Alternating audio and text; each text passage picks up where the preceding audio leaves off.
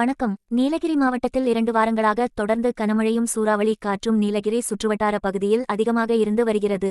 நேற்று எல்லநல்லி கேத்தி அருகே சூறாவளி காற்றினால் கேத்தி காவல் நிலையம் மீது பெரிய மரம் ஒன்று விழுந்து காவல் நிலைய கட்டிடம் மற்றும் அதன் அருகே ஒரு கடை ஒன்றின் மீது விழுந்தது. அதிர்ஷ்டவசமாக இதில் எந்த ஒரு காயங்களும் உயிர் சேதமும் ஏற்படவில்லை. சுமார் 3 மணி நேரம் போராடி தீயணைப்புத் துறையினர் மரத்தை அப்புறப்படுத்தினர்.